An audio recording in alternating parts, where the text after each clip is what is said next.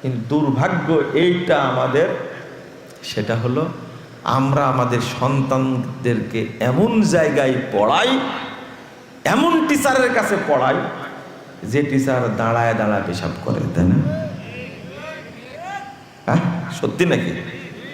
বিড়িখোর, বেনামাজি, দাঁড়ি 2 বার চাষের দিনে, আর ছাত্রীদের সাথে পরকীয়ায় লিপ্ত। আমি কি ভুল বললাম?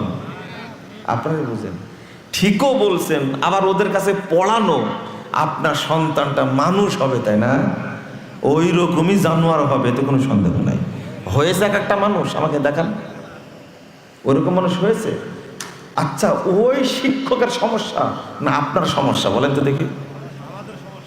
আপনার ভিতরে মানুষের আত্মা নাই, থাকলে এই আদরের সন্তানকে ওই জায়গায় পড়াতে দেন যে পেশাব করে পানি নেয় না, নাউযুবিল্লাহ, আস্তাগফিরুল্লাহ, তার কাছে আপনি পড়ান।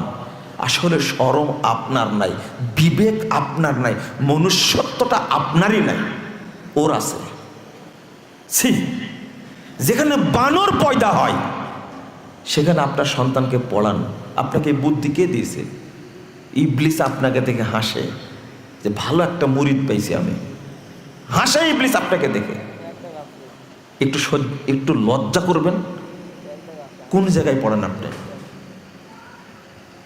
আমাদের সন্তানরা দিনের খাদেম তো হওয়ার কথা, দেশেরও খাদেম হয় না কেন বলেন তো দেখি?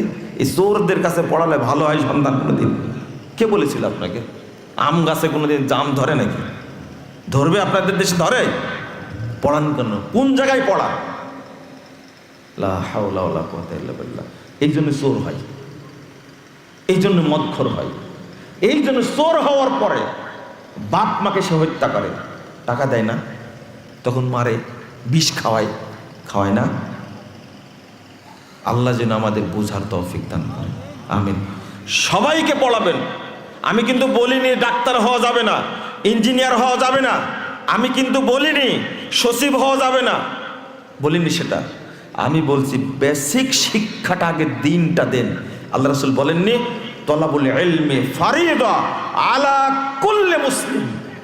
224 নম্বর হাদিস ইবনে মাজার মধ্যে এসেছে, প্রত্যেক মুসলিম নরনারীকে দ্বীনের জ্ঞান অর্জন করা ফরজ। শিখতেই হবে, শিখতেই হবে, না হলে আপনার দ্বারা কোনো কল্যাণ হবে না, হয়নি, কিয়ামত পর্যন্ত হবেও না। আগে আপনাকে দিন জানতেই হবে, জানতেই হবে, এটা ফরজ। আপনারা জানলেন না কেন? আপনি এখন বলবেন আমাকে যে আমি তো জানি না। আপনি সব জানেন, শুধু দিনের জ্ঞান জানা নেই আপনার। জানেন না মানে আপনি একটা মূর্খ মানুষও জানে কখন ধান লাগাতে হয়, জানে না? 1 বিঘা জমিতে কয় কেজি ধান লাগে এটাও জানে সে, কয় কেজি গম লাগে জানে না? এরা ভালো জানে। আরো কখন আম গাছে বীজ দিতে হবে, কয়বার দিতে হবে, বেটা তুমি জানো না? তুমি জানো না শুধু কোরআন হাদিসের জ্ঞান সব জানো। একজন আইনজীবী এত বড় জ্ঞানী, সব জানে।